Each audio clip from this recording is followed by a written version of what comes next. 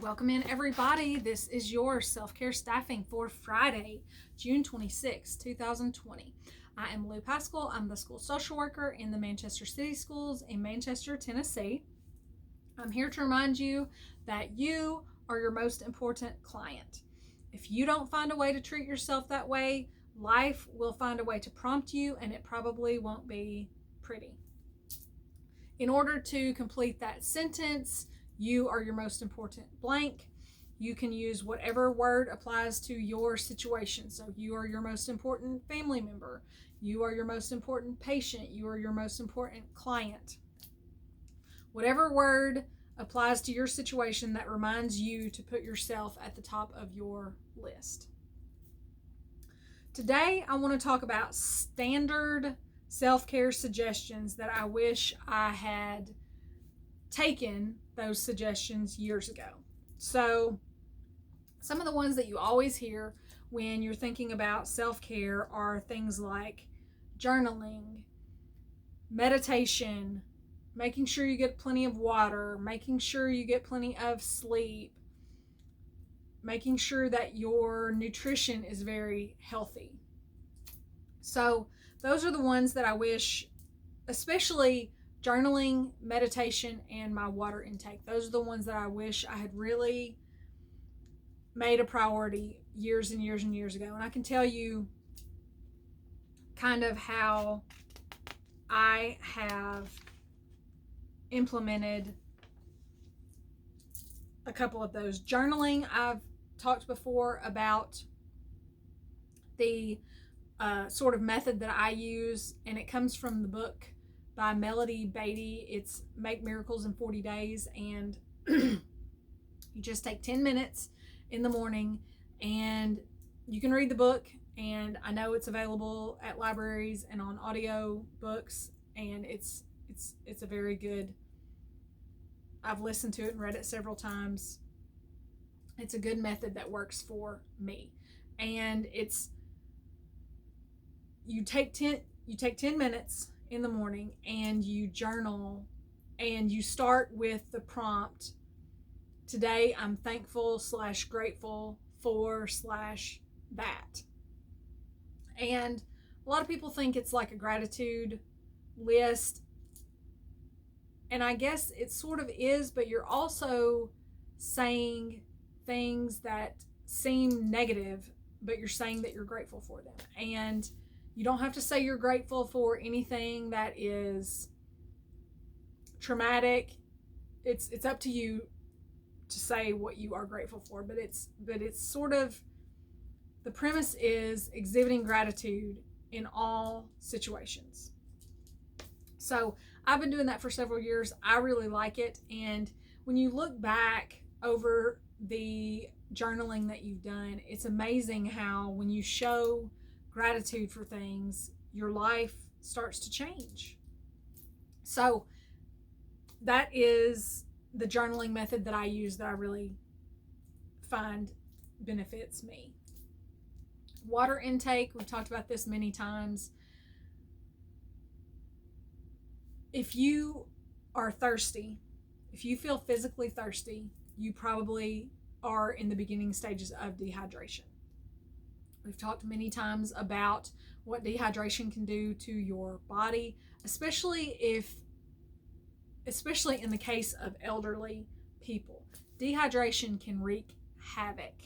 It can make you really not sane if you're dehydrated as an elderly person. So hydration is very important for all of us. I think we probably take in a whole lot more sodium and salt than we realize, because that's what I really notice. I am a chips and salsa fan from day one. I love chips and salsa. They're very salty. I like salty snacks. And I mean, I can keep my salty snacks within my calories for the day, but I can still, if I haven't had my water, I can find that I'm very, very thirsty. So, and you will notice if you are thirsty and if you are in the beginning stages of dehydration, once you finally get yourself together and you start to drink that water, you will be gulping it.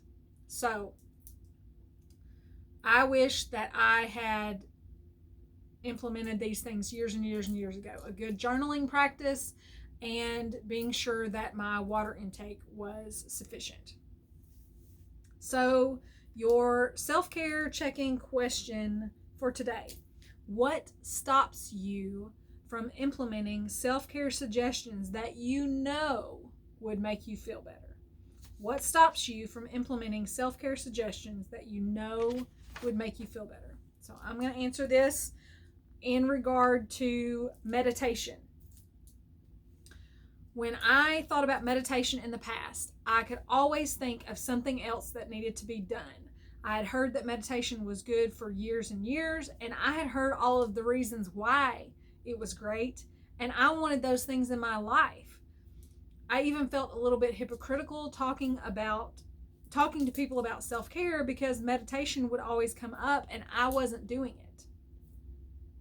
What really helped me was stacking it with something that I was already doing and finding meditation teachers whose voices I really liked. And I mean, like, I audibly liked the sound of their voice. And that might sound silly, but the way voices sound, that's really important to me. If I don't particularly like the voice, or if it annoys me a little bit, I have a hard time doing that. So it would have really helped me if I would have just given myself 5 to 10 minutes to research meditation teachers and find some that I liked. I think I would have been motivated to make it a part of my life much sooner than I did.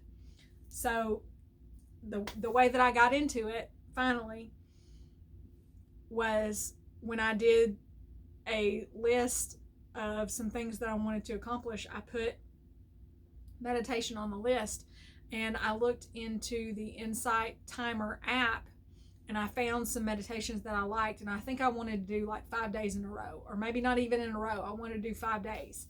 And so I did that. I set a little goal, found some meditations, some individual meditations that I liked, said I wanted to do it for 5 days. I did that, and since then it's pretty much been a daily practice for me. So here's the quote for the day. It's very simple. Be good to yourself. And that was Ann Eastis. She was my grandmother, and that was something that she always said to me for years and years and years and years. And it usually meant that I was pushing myself too hard, and she wanted me to take it a little bit easier on myself. And an example of that might have been to maybe order dinner instead of cooking after a long day. So be good to yourself. Maybe implement some of those self-care standard suggestions that you've been hearing for years and years and years. So what I want to leave with you today, the song is Video by India Ari.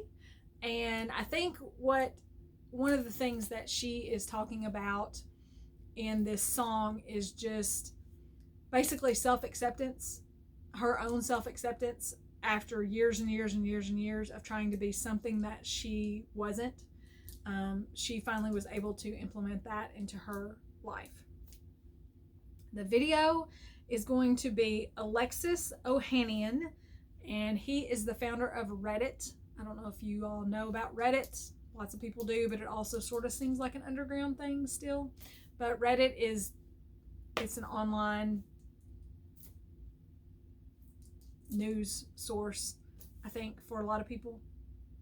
He is also married to Serena Williams. So the video is CBS This Morning, I think, did a segment about notes to self. So celebrities or well-known people writing notes to their younger selves. And so one of the things that he says in his note to self is basically validating his decision to not finish the law school admission test and go to law school.